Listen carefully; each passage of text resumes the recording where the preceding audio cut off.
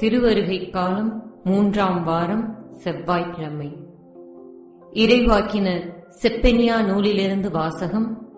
அதிகாரம் 3, 1 முதல் 2 மற்றும் 9 முதல் 13 வரை உள்ள இறை வசனங்கள். ஆண்டவர் கூறுகிறார்: கலகம் செய்ததும் தீட்டுப்பட்டதும் மக்களை ஒடுக்கியதுமான நகருக்கு ஐயோ கேடு. எந்த சொல்லுக்கும் அவள் செவி சாய்ப்பதில்லை, கண்டிப்புரையை அவள் ஏற்பதுமில்லை.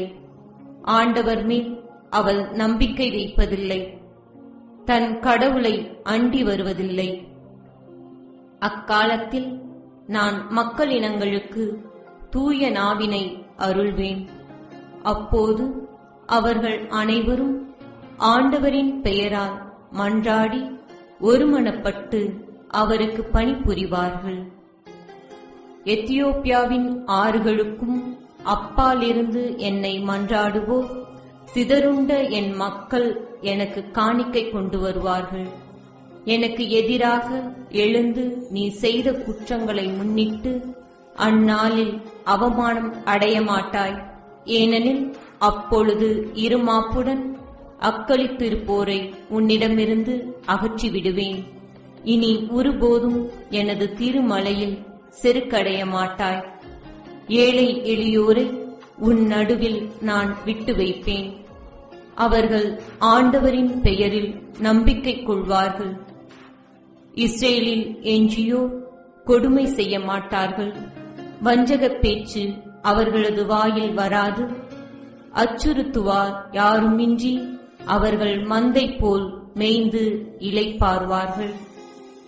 இது ஆண்டவர் வழங்கும் அருள்வாக்கு. இறைவா உமக்கு நன்றி. நற்செய்தி வாசகம். மத்தேயு எழுதிய நற்செய்தியிலிருந்து வாசகம்.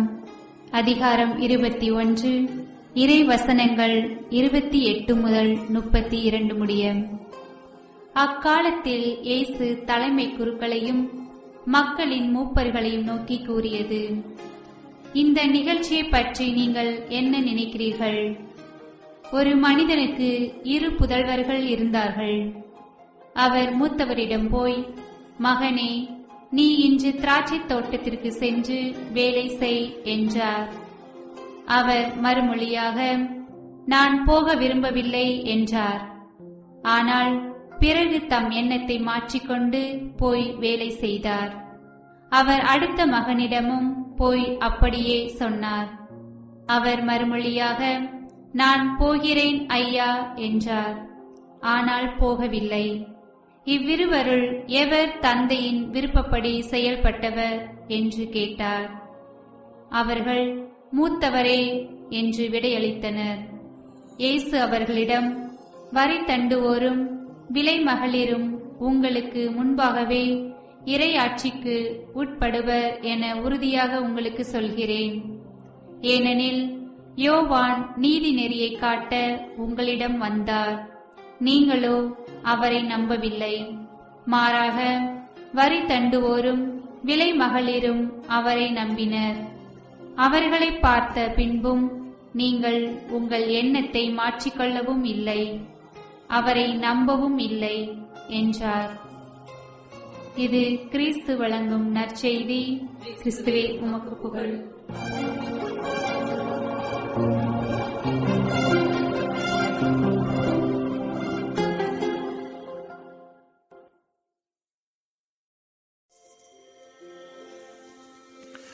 இன்றைய நற்செய்தியில் வரும் மூத்த மகன் வரிதண்டுவோர் பாவிகள் ஆகியோருக்கு அடையாளமாகவும், இளைய மகன் பரிசேயர்கள் மறைநூல் அறிஞர்கள் மற்றும் தலைமை குருக்களுக்கு அடையாளமாகவும் இருக்கிறார்கள். வரிதண்டுவோரும் பாவிகளும் முதலில் கடவுளின் அழைப்புக்கு ஆம் என்று பதில் சொல்லாமல் தங்கள் மனம் போன போக்கின்படி வாழ்ந்தாலும் பின்பு இயேசுவினுடைய அழைப்பை கேட்டு மனம் மாறி விண்ணரசை தம்முடையதாக்கி கொண்டார்கள். ஆனால் பரிசேயர்களும் தலைமை குருக்களும் கடவுளின் விருப்பப்படியும் கட்டளைப்படியும் வாழ்வதாக வாக்கு கொடுத்த யூத இனத்தில் பிறந்தவர்கள். ஆனால் அவர்களது வாழ்வு முறையோ முற்றிலும் வேறானதாக இருந்தது. அதாவது கடவுளின் அழைப்புக்கு இல்லை என்று சொல்லக்கூடியதாக இருந்தது. இன்றைய சூழ்நிலையில் மூத்த மகன்கள் என்பவர்கள் சந்தர்ப்ப சூழ்நிலையின் காரணமாக பாவத்தில் விழுந்தாலும் தங்களையே புதுப்பித்துக் கொண்டு இறைவனுக்கு ஏற்ற தூய வாழ்வு வாழ முயற்சிப்பவர்கள் ஆவர். இவர்கள் ஆற்று நீரை போன்றவர்கள்.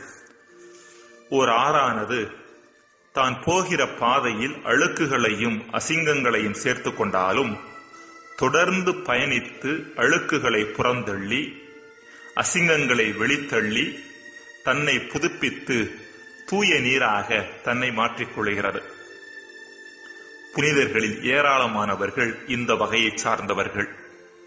புனித அகுஸ்தீனார், புனித பிரான்சிஸ்க் சவேரியார் போன்றவர்கள் தங்களது வாழ்வின் முதற் பகுதியில் கடவுளின் அழைப்புக்கு முடியாது என்று பதில் சொன்னாலும் பின்பு மனம் மாறி ஆம் என்று பதில் சொன்னார்கள். இளைய மகன்கள் என்பவர்கள் தங்களிடம் எல்லாம் சரியாக இருக்கிறது என்று எண்ணிக்கொண்டு ஒரு போலி சுய நிறைவு உலகத்தில் சுருக்கிக் கொண்டு தங்களையே சுய ஆய்வுக்கு உட்படுத்தாதவர்கள், தங்களையே புதுப்பித்துக் கொள்ளாதவர்கள். இவர்கள் தேங்கிய குட்டையை போன்றவர்கள். ஒரு குட்டை என்னதான் தூய மழை நீரை தொடக்கத்தில் பெற்றாலும் தன்னையே தொடர்ந்து புதுப்பித்துக் கொள்ளாததன் காரணமாக புழுக்களையும் பூச்சிகளையும் பெற்றடைக்கின்றது. அழுக்குமயமாக காட்சியளிக்கிறது. நாற்றமெடுக்க ஆரம்பிக்கின்றது. இன்றைய முதல் வாசகத்தில் செப்பனியா இறைவாக்கினர் வழியாக இறைவன் எருசலேம் நகரை கண்டித்ததற்கான காரணம் அந்நகர் தன்னை புதுப்பிக்க தயாராக இல்லாததே. எந்த செயலுக்கும் அவள் செவிசாய்ப்பதில்லை, கண்டிப்புரையை அவள் ஏற்பதுமில்லை என்ற இறைவனது வார்த்தைகள் அவரது ஆதங்கத்திலிருந்து புறப்படும் வார்த்தைகளாக இருக்கின்றன. தனது வார்த்தைகளை கேட்டு தன் பாவ வழிகளை மாற்றிக்கொள்ளாத எருசலேம் நகரை குறித்து இறைவன் ஆதங்கம் கொள்ளுகின்றார். எனினும் எதிர்காலத்தில் எல்லாம் மாறும் என்ற நம்பிக்கை செய்தியையும் தருகின்றார். அன்புக்குரியவர்களே, இயக்க நிலையில் இருக்கும் எதுவுமே அழுக்குகளையும் தூசிகளையும் சேர்த்துக் கொள்ளத்தான் செய்யும். மனித வாழ்வும் இயங்கிக் கொண்டிருக்கின்ற வரை அதில் பாவங்களும் தீமைகளும் சேர்வதை நாம் தவிர்ப்பது கடினம். ஆனால் தொடர்ந்து நம்மை தூய்மைப்படுத்தி நம்மையே புதுப்பித்துக் கொள்ள முடியும். குளியலினால் உடம்பை புதுப்பித்துக் கொள்வது போல நல் எண்ணங்களால் நம் மனதையும், நல் உறவுகளினால் நம் இதயத்தையும், ஆண்டவரது அருளினால் ஆன்மாவையும் புதுப்பித்துக் கொள்ள முன்வருவோம். ஜெபம். இறைவா, அவசியமற்றவற்றை தூக்கி எறிந்து அவசியமானதை எமதாக்கிக் கொண்டு தொடர்ந்து நல்வாழ்வு வாழ வரம் தாரும். ஆமென்.